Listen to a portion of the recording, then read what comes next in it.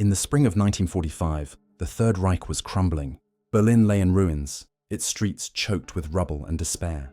Yet beneath the collapsing empire, far from the burning cities, Germany's once proud submarine fleet still clung to fragments of defiance. In Norwegian fjords and North Sea bases, the last U-boats awaited orders, symbols of a war that refused to end. Among them was U-977, a Type 7C submarine under the command of 24-year-old Oberleutnant zur See Heinz Schäfer. Schäfer was no fanatic. By all accounts, he was a disciplined officer, trained in the brutal efficiency of Germany's naval war. His crew of 46 men had survived years of relentless Allied anti-submarine warfare, a campaign that had reduced the Kriegsmarine's undersea force to a shadow of its former might. By April 1945, the U-boat arm had lost over 750 submarines, an annihilation unmatched in military history. Still, Schäfer's orders came: prepare to sail from Kristiansand, Norway. But as news filtered through of Adolf Hitler's suicide on April 30th and the unconditional surrender of German forces in early May, the logic of obedience began to fracture. The North Atlantic was now patrolled by Royal Navy destroyers and American escort carriers. Every U-boat that surfaced risked annihilation. Yet, in this moment of chaos, Schäfer made a decision that would define his life and ignite one of World War II's greatest mysteries. On May 2, 1945, as the Reich dissolved, U-977 slipped silently from Kristiansand Harbour. Officially, she was to join other submarines heading to surrender ports designated by the Allies. Instead, she vanished beneath the waves and never arrived. Somewhere in the dark depths of the North Sea, Schäfer charted a new course, away from Europe, away from surrender, toward the unknown. For the men aboard, it was an act of faith or desperation. According to later testimonies, Schäfer announced his decision bluntly. They would not surrender to the Allies. They would sail for the South Atlantic and eventually to Argentina, a nation that had remained sympathetic to Germany throughout the war. It was an extraordinary gamble. No U-boat had ever attempted such a voyage post-war, let alone one pursued by victorious navies determined to eliminate every trace of the Nazi fleet. The human cost of that choice became apparent within hours. Submerged in the North Sea, oxygen ran thin. The diesel engines, their rhythmic thrum once a comfort, now represented danger. Allied aircraft still prowled the skies, and every surfacing could mean detection and death. For weeks, the crew lived in an atmosphere of near-constant suffocation, their world reduced to dim red lights, stale air, and the groan of steel under pressure. Schäfer's own war diary, later recovered, described the tension in sparse military prose: crew restless, air foul, men whisper of surrender, I must hold course. His resolve was tested daily. Food supplies dwindled, morale faltered. Yet the fear of Soviet capture, rumors of brutal treatment of POWs from the Eastern Front, haunted the men more than hunger or claustrophobia. Many chose to remain, trusting their captain's word that Argentina might offer safety and dignity. Meanwhile, Allied intelligence noticed the absence. From Scapa Flow to Portsmouth, British Admiralty reports recorded that U-977 had failed to respond to surrender orders. At Western Approach's command, analysts logged her as unaccounted for possible rogue unit. American intelligence, already anxious about reports of U-boats carrying Nazi officials or advanced technology, took note. The Office of Naval Intelligence, ONI, circulated an urgent memo. U-977 and similar vessels may be attempting to evacuate senior personnel or material of interest to post-war investigation. In the dark aftermath of war, paranoia found fertile ground. Every unconfirmed sonar contact, every intercepted radio transmission, carried the ghost of the missing submarine. Some whispered that Schäfer was escorting fugitives, perhaps men from the SS, perhaps someone more important. Others speculated that he carried scientific cargo, experimental weapons, secret documents, or even stolen gold from the Reichsbank. None of it could be proven. All that was known was that U-977 was gone. In the corridors of Allied command, this disappearance was more than a curiosity. It was a warning. The Atlantic, once the front line of convoy battles, had become a graveyard of secrets. The British Admiralty noted grimly in a June 1945 report, "The seas remain vast. A single submarine, unaccounted for, could harbour anything or anyone." By late May, the war in Europe had officially ended. Yet in the cold depths of the North Atlantic, one German U-boat still roamed free, crewed by men unwilling to surrender. For 70 days, U-977 would remain unseen, unheard, and untouched by the victors. Her story would soon intertwine with legend, but for now, she was only a steel shadow beneath the waves, a relic of a war that refused to die quietly. As Europe celebrated victory, a silent hunter slipped south, toward the open ocean and a destiny shrouded in mystery. What had compelled these men to flee? And what exactly did they carry on board? The answers would not surface for months, but when they did, they would raise more questions than they resolved. By early May 1945, Europe's war was over, but in the North Atlantic, one last ghost was still moving. U-977 had vanished from Allied control, slipping out of Kristiansand under the grey Arctic sky. The war was ending in surrender and chaos, but Captain Heinz Schäfer's submarine defied both. To the British Admiralty, it was as if a single ember had escaped the fire.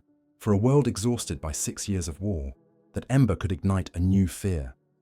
Official records confirm that U-977 left Kristiansand on May 2, 1945, just 2 days after Hitler's death and mere hours before Admiral Karl Dönitz's surrender broadcast.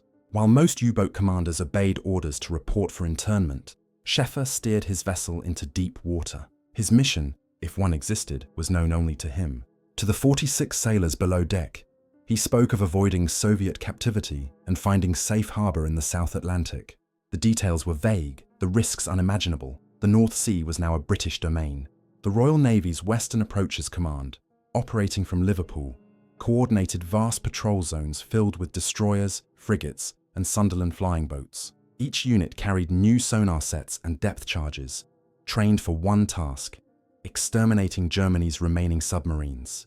The mere thought that a single U-boat might have gone rogue, perhaps even carrying Nazi leaders or secret cargo, was intolerable to Allied intelligence. Inside the war room at Whitehall, naval analysts pored over decrypted radio intercepts from the Enigma network, one of the last operational remnants of Germany's communication system. Nothing mentioned U-977. The silence itself became suspicious. The Office of Naval Intelligence in Washington cabled the Admiralty. Reports persist of Axis maritime movements towards South America. Investigate possibility of organized escape. The British response was terse. U-977 unaccounted for, presumed at large. For the men aboard U-977, the ocean became a coffin. The voyage south meant weeks submerged beneath the Atlantic thermocline, where sonar was weakest. Schäfer ordered the submarine to remain submerged for an unprecedented 66 days, longer than any U-boat patrol in the war's history.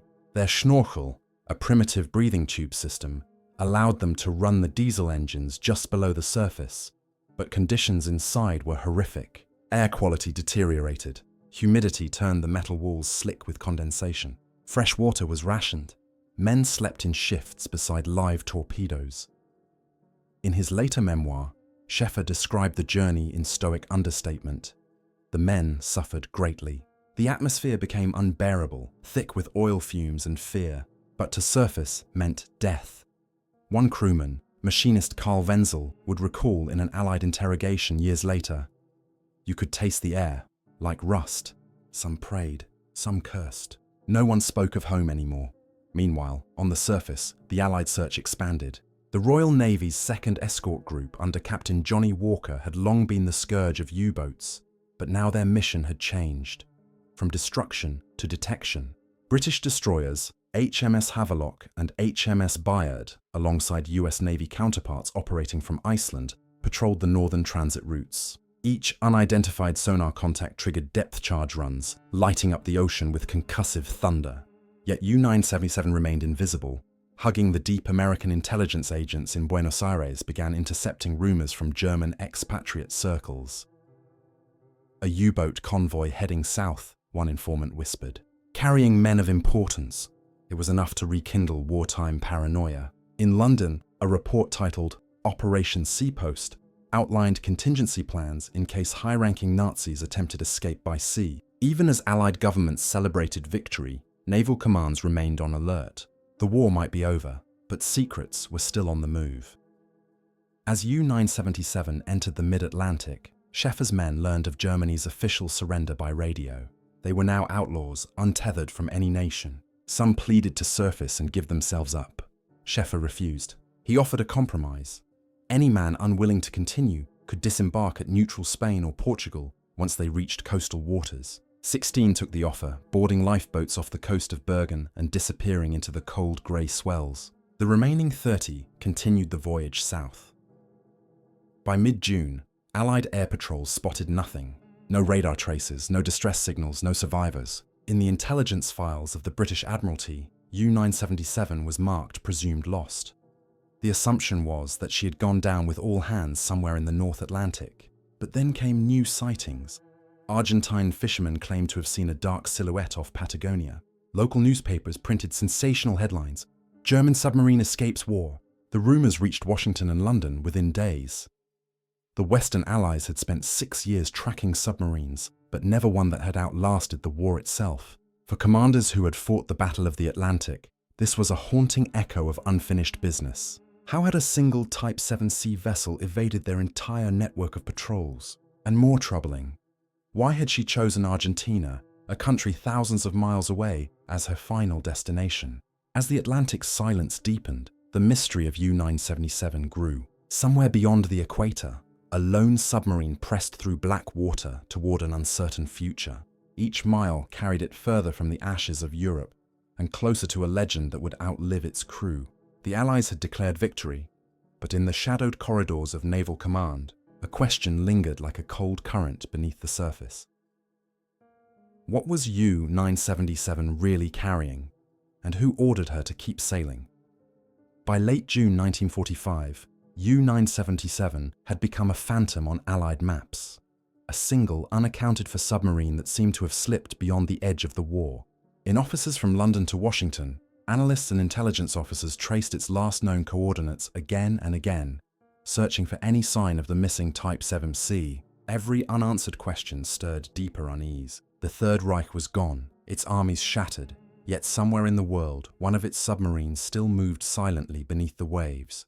The British Admiralty's Western Approaches Command logged the disappearance under category unresolved. But this was no ordinary oversight. Intercepted communications suggested that U-977 had not simply fled. It had gone radio silent intentionally. American and British monitoring stations, which had been intercepting U-boat transmissions through the Ultra program, detected nothing from Schäfer's vessel, not a single signal. Naval historian Clay Blair would later note, "For Allied intelligence, that silence was more alarming than any attack." Speculation spread quickly through the intelligence community.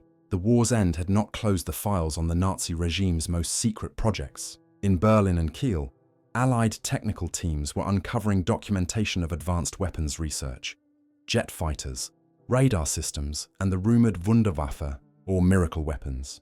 Some of these documents mentioned prototypes transported by sea. Could U-977 have been one of the vessels assigned to smuggle those technologies out of Germany? To the Office of Naval Intelligence in Washington, that possibility could not be dismissed. A classified cable dated July 5, 1945, read, "Continuing reports indicate movement of German submarines towards South American waters. Unknown cargo. Possible personnel of interest." British counterparts echoed the sentiment in their own briefings, noting the recent surrender of another U-boat, U-530, which had arrived in Mar del Plata, Argentina, in July, weeks before U-977 would appear. U-530's commander offered little explanation for his route, fueling a storm of suspicion. For the crew of U-977, however, life had narrowed to survival. The submarine's air filters clogged with salt residue. Batteries deteriorated. Food supplies had dwindled to mouldy bread and canned meat. Still, the captain pressed onward. Schäfer's leadership was described by one surviving sailor as cold but steady, a man of steel who would rather vanish than kneel. Each day the men listened to Allied broadcasts on a hidden receiver, hearing about trials at Nuremberg, the collapse of their homeland, and the arrest of their comrades. To many, it was clear there was no return. The strain was immense. Crewman Helmut Beller later testified to Argentine authorities. The silence, the pressure, the stench, it drove some near madness, but no one dared disobey. They navigated the equatorial currents by dead reckoning, their instruments unreliable after weeks submerged.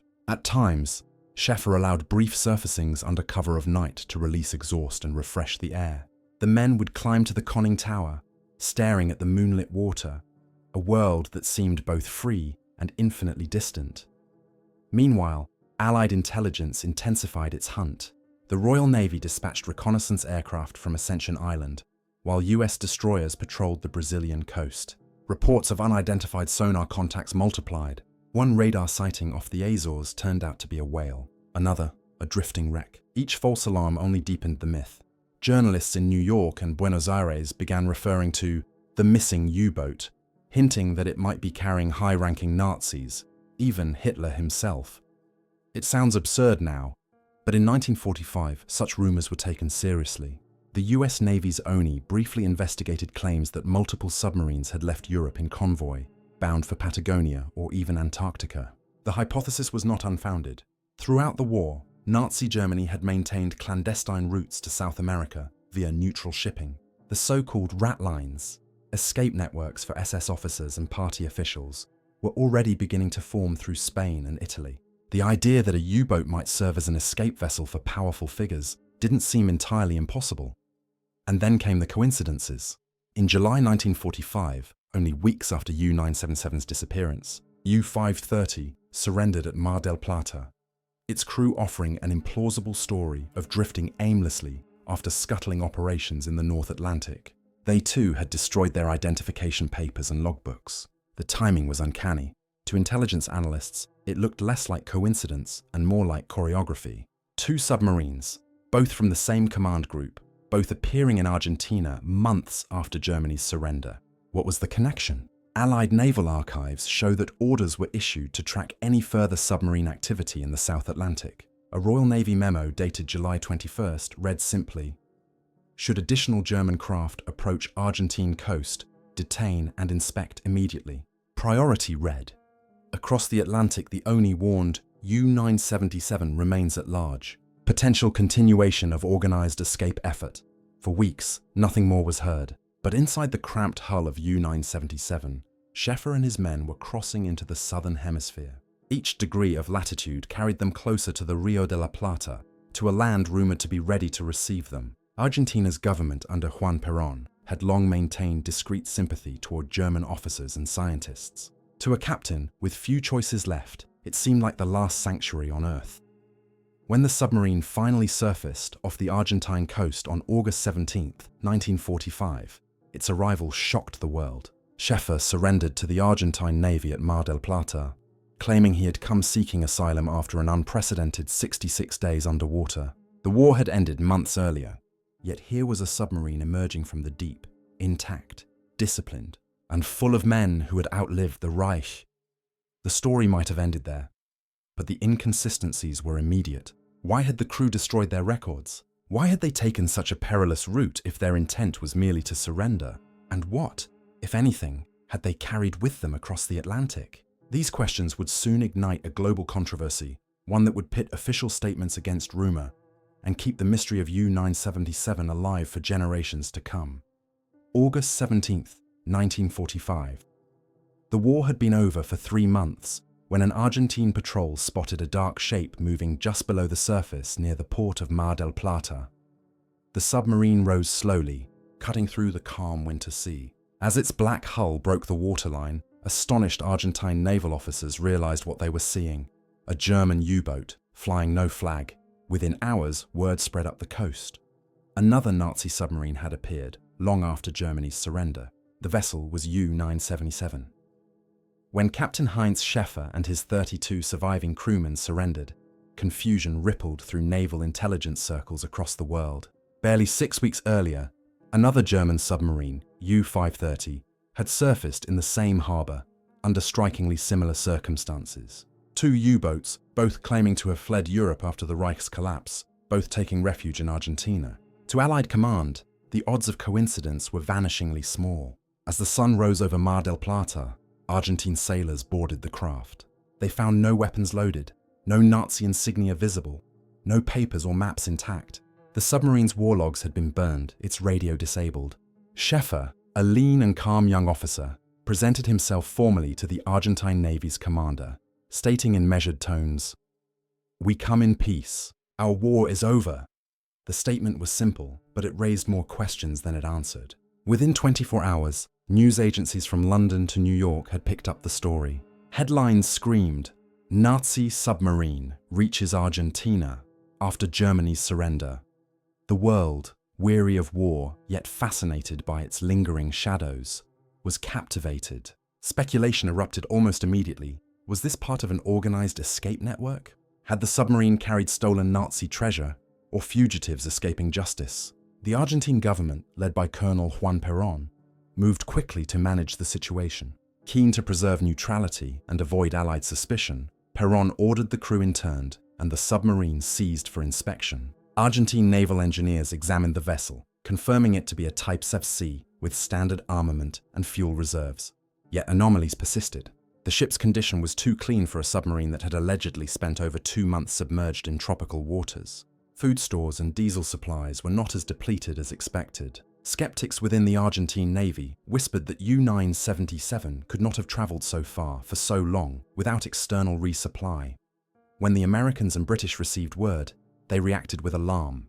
The Royal Navy dispatched the destroyer HMS Ajax, the same vessel that had once battled the Graf Spee off the Rio de la Plata in 1939 to assist in the investigation.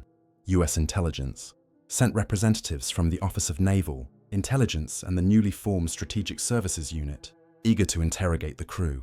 To them, U-977 might represent something far larger, proof of a coordinated Nazi evacuation network stretching across the Atlantic. In Buenos Aires, the American naval attaché cabled Washington. Crew of U-977 claims voyage motivated by fear of Soviet capture. However, inconsistencies in narrative and destruction of records suggest concealment. Connection with U-530 probable.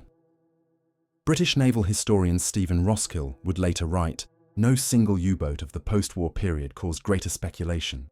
The interrogations began in late August. Schäfer and his men were questioned separately by US, British and Argentine officers. Their answers were cautious, almost rehearsed. They claimed that after hearing of Germany's surrender, they had chosen to flee, fearing brutal retribution if captured by the Russians. Schäfer stated that they had remained submerged for 66 days using the schnorchel, surfacing only near the equator to take on fresh air. But when pressed about their route, time at sea, and missing logbooks, contradictions emerged. Argentine journalists, sensing the mystery, began publishing sensational accounts. One newspaper claimed U-977 had landed passengers off the Patagonian coast before surrendering. Another suggested that the submarine had carried secret Nazi documents, even gold. Some rumors went further still, that the U-boat had delivered high-ranking SS officers to a hidden base in southern Argentina. None of these claims were proven, but they flourished in the vacuum of truth. For the Allied investigators, one detail stood out. Just weeks before U-977's arrival, U-530 had also turned up at Mar del Plata with its own curious story that it had been patrolling the North Atlantic when Germany surrendered and decided to seek refuge in Argentina. Both commanders had destroyed their ship's logs. Both denied carrying passengers. And both had arrived within the same stretch of coast within 45 days of one another. The coincidences were almost impossible to ignore. The British Admiralty's assessment, declassified years later, captured the unease succinctly. Given the logistical improbability of two separate submarines making identical post-war journeys, there is reason to suspect coordination. US intelligence took it further. Some in the ONI speculated that both U-boats had been part of Operation Regentropfen, a rumoured plan for senior Nazi officers to flee to South America as the Reich collapsed. The name would never appear in any verified document, but its shadow lingered. As the interrogations concluded, Schäfer's fate seemed sealed. The Allies demanded his extradition, and he was soon transferred under American custody. His men followed, bewildered but obedient. Officially, the investigation concluded with no evidence of smuggled cargo or passengers. Unofficially, doubts persisted. Why destroy all logs? Why maintain silence for months? And how could such a perilous voyage succeed without incident? When U-977 was finally inspected in detail, technicians discovered one last mystery: traces of cargo stowage inconsistent with standard equipment. The compartments were empty, but their purpose, whatever it had been, remained uncertain. By the time the submarine was dismantled, the questions it raised had already taken on a life of their own. As Schäfer and his men were shipped north to face Allied interrogation, Argentina's quiet coast returned to calm. But the ripples from that dark hull continued to spread. In the war's long aftermath, the arrival of U-977 would become more than a naval oddity. It would mark the beginning of a legend of flight, secrecy, and the enduring suspicion that not every war ended when the guns fell silent. The interrogations began in September 1945, first in Buenos Aires, then under Allied supervision in the port of Boston. Captain Heinz Schäfer and his crew of U-977 were exhausted, their months of isolation now replaced with relentless questioning. To the US Office of Naval Intelligence, ONI, and British Admiralty, this was no routine debriefing. The war was over, but the mystery of U-977 had the potential to expose hidden post-war operations, possibly even a Nazi escape network that had slipped past Allied surveillance. Schäfer's first statements were calm, disciplined, and unwavering. He repeated the same explanation. We set course for Argentina to avoid Soviet captivity. There was no secret cargo, no passengers, and no orders from Berlin. The interrogators, however, had read enough wartime reports to sense evasion. They pressed harder. Why had he destroyed his logbook? Why burn all radio transcripts? Why risk 66 days submerged without contact or resupply if surrender had been the true intent? The Americans saw inconsistencies. The submarine's fuel reserves suggested shorter travel than Schäfer claimed. Food and water supplies were oddly well preserved. The air filters, supposedly used non-stop underwater for 2 months, showed less corrosion than expected. In the words of Commander Robert G. Winston, ONI interrogator, the condition of the U-boat did not fully match the captain's story. Either they had external assistance, or they spent more time surface than reported. Meanwhile, the British pursued their own angle. The Admiralty's Section 39, responsible for technical intelligence, compared U-977's voyage with that of U-530, the other mysterious U-boat that had appeared in Argentina weeks earlier. Both submarines originated from similar bases in Norway. Both crews had destroyed their documentation. Both arrived in the same harbour under nearly identical circumstances. The parallels were too precise to ignore. British analysts began to suspect an organised evacuation effort, perhaps sanctioned by the collapsing Nazi leadership in the war's final hours.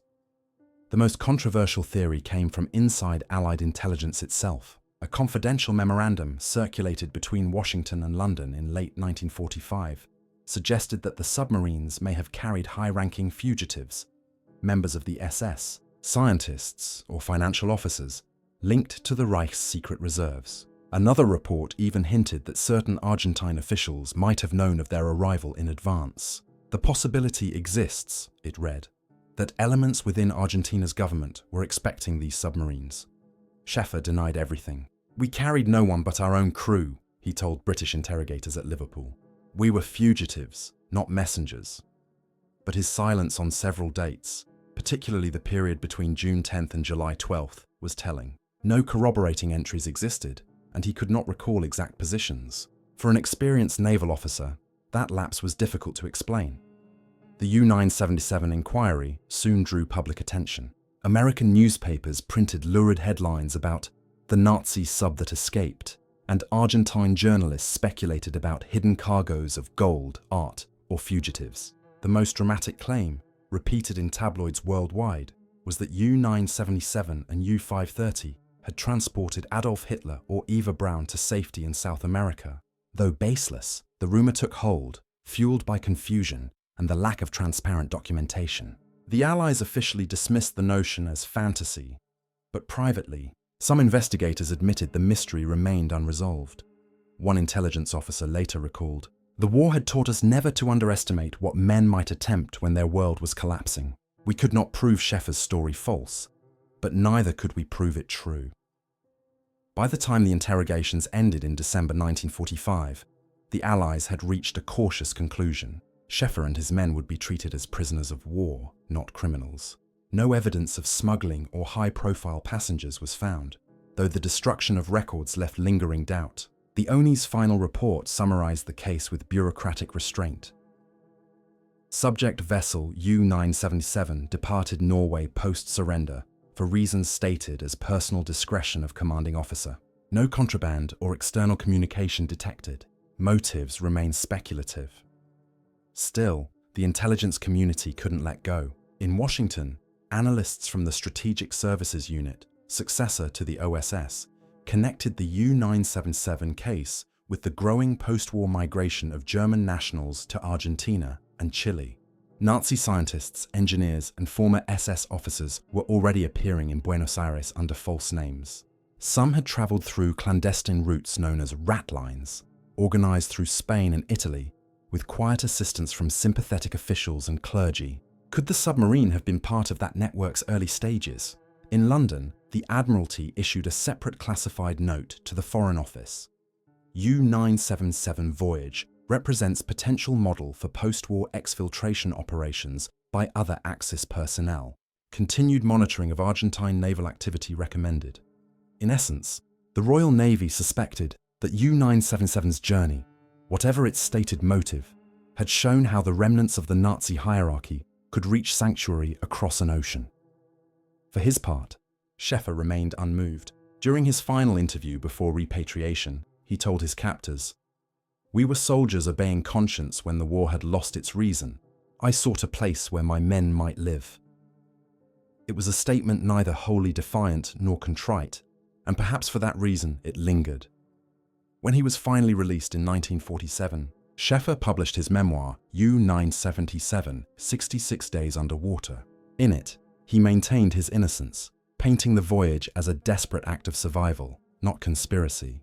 He described his men as loyal, frightened, and misunderstood. Yet for every paragraph of justification, new doubts emerged.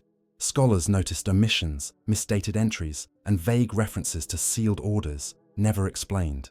Decades later, historians would still debate whether U-977's flight had been an isolated decision, or the final chapter in a broader plan to scatter the remnants of the Third Reich across the Southern Hemisphere. What remains clear is that, even after exhaustive investigation, neither the British nor the Americans ever fully agreed on what the submarine had truly carried. As the U-977 case closed, one question lingered, haunting naval archives like an echo from the deep. Was this merely a captain's escape, or a glimpse into a hidden exodus that rewrote the end of the war? In the years after the war, the story of U-977 refused to sink. For historians, journalists, and intelligence officers alike, the submarine's 66-day underwater odyssey became a cipher for everything unresolved about the war's final moments. Officially, Captain Heinz Schäfer's account had been accepted. His U-boat carried no fugitives, no gold, no secret technology. And yet, as the Cold War began and whispers of Nazi escape networks spread across the globe, the legend of U-977 resurfaced, stronger than ever. Schäfer's memoir, U-977, 66 Days Underwater, published in 1952, painted the voyage as one of endurance and disillusionment. He described the suffocating air, the silence of the deep, and his moral choice to flee rather than surrender to the Soviets. "We sought not to serve," he wrote, "but to survive." His prose was sober, almost austere, but it left key questions unanswered. Why had the submarine's internal records been destroyed? Why did some of the crew report altered routes and timing? And why, decades later, would several claim that the voyage lasted shorter than Schäfer had insisted?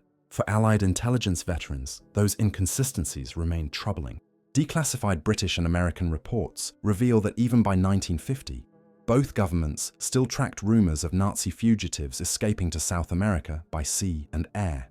The rat lines, clandestine escape routes organized through Spain, Italy, and the Vatican, had been confirmed. Thousands of former SS officers and Nazi functionaries had indeed reached Argentina, Chile, and Paraguay using forged documents. The idea that some might have fled aboard submarines like U-977 or U-530 no longer seemed impossible. Argentina, meanwhile, became a post-war haven for Europe's displaced, and for a select few, a refuge from justice. President Juan Perón's administration welcomed skilled German immigrants, many of them ex-military. Engineers, doctors, and former officers settled across Patagonia and Buenos Aires province, where they built quiet lives under new identities. Within this atmosphere of secrecy and sympathy, tales of hidden landings multiplied. Locals in Puerto Madryn and San Antonio Oeste spoke of night sightings, strange vessels unloading cargo under moonlight. When questioned, authorities dismissed them as fishermen's folklore. Yet for many, these were echoes of the U-977's shadow. Historians have since traced the enduring mystery to the intersection of fear and fascination. The closing months of World War II were shrouded in chaos. Countless documents were lost, countless witnesses vanished. Into that fog, stories like U-977s took root. Was it possible, some asked, that Schäfer's submarine had not traveled alone? The arrival of U-530 weeks earlier seemed to hint at coordination. Others pointed to the missing German freighter SS Dresden, last seen in May 1945 near the Canary Islands, whose disappearance coincided with U-977's departure from Norway. These coincidences were enough to sustain an entire generation of speculation. By the late 1950s, the story had merged with myth. Popular magazines across Europe printed lurid covers. The Nazi sub that escaped with Hitler. Some claimed the submarine had landed on the coast of Patagonia, delivering secret passengers before turning itself in. Others tied it to conspiracy theories about a Fourth Reich rising in exile. The CIA and MI6 quietly dismissed these ideas as fiction, but internally, they continued to monitor the flow of former Nazi personnel into South America. In one declassified CIA memo from 1958, an analyst noted, while no evidence links U-977 to specific fugitives, the voyage remains emblematic of post-war German maritime flight. In Germany, Schäfer lived a quiet life, serving as a merchant marine officer and later working as a civilian captain. He rarely spoke publicly about the voyage again.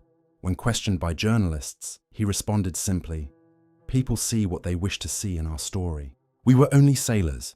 Yet even that modest denial could not erase the intrigue. Naval historians found that his own timeline conflicted with known ocean currents and fuel capacities. A 1960 Argentine naval study concluded that the submarine's endurance under the stated conditions exceeded the theoretical limit of the Type 7C class. In short, something didn't add up. What emerged from these investigations was not proof of conspiracy, but an enduring ambiguity, a void that history could not entirely fill. For every official record affirming Schäfer's innocence, another anecdote surfaced hinting at something darker. Perhaps the truth lay somewhere between the two. A mission that began as survival, but carried secrets unspoken even among the crew. In the decades that followed, U-977 became more than a lost submarine. It became a symbol of the hidden currents beneath history's surface. It embodied the idea that war does not end neatly, that beneath surrender documents and victory parades, some stories drift away, half told. The submarine itself was scrapped soon after inspection, but fragments of its hull remain preserved in Argentine naval museums, quiet witnesses to an unfinished tale. Today, historians still debate what drove a young German officer to cross an entire ocean in defiance of his nation's defeat. Was it fear, loyalty, or the remnants of an order whispered through collapsing command chains in May 1945? The records will never say. U-977's voyage endures as both fact and fable, a rare event too improbable to dismiss, too incomplete to explain. As one Argentine officer wrote in his diary after boarding the submarine in 1945, "The war is over, yet this vessel feels as if it carries its ghost." And perhaps that is U-977's lasting truth. Beneath the cold waters of the Atlantic, amid silence and secrecy, it became not just a submarine, but a symbol of how even the deepest wars leave questions that never fully surface.